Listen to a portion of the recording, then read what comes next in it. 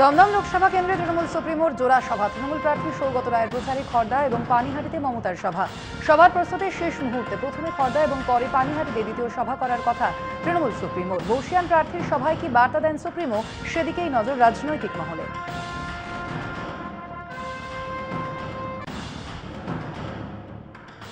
আজ বাঁকুড়ায় অমিত শাহ বাঁকুড়া লোকসভার বিজেপি প্রার্থী সুভাষ সরকারের সমর্থনে বাঁকুড়া শহরে রোড শো করে প্রচার করবেন কেন্দ্রীয় স্বরাষ্ট্রমন্ত্রী অমিত শাহ। বিকেলে অমিত শাহের রোড শো ঘিরে চলছে শেষ মুহূর্তের প্রস্তুতি।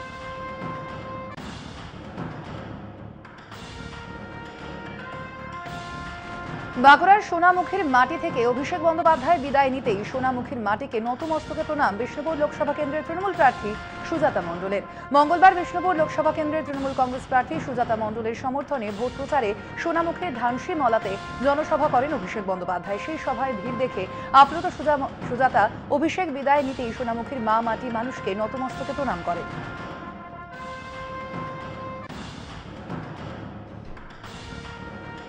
পশ্চিম মেদিনীপুরে জুন মালিয়ার প্রচারে বাবুল সুপ্রিয়র সভা। মেদিনীপুর শহরের বড়তলা চকে মন্দিরে পুজো দিয়ে প্রচার করলেন বাবুল সুপ্রিয়। এদিনের সভা থেকে মিঠুন চক্রবর্তীকে আক্রমণ করেন বাবুল। কার্বলিক অ্যাসিড ও সাপের প্রসঙ্গ তুলে মিঠুনকে কটাক্ষ করেন তিনি। প্রয়াত বিজেপি নেত্রী সুষমা স্বরাজের প্রশংসা শোনা যায় বাবুলের গলায়। সভা থেকে গান ও গান শিল্পী মেদিনীপুর লোকসভা কেন্দ্রের তৃণমূল প্রার্থী জুন মালিয়াকে জেতানোর ডাক দেন তৃণমূল নেতা বাবুল সুপ্রিয়।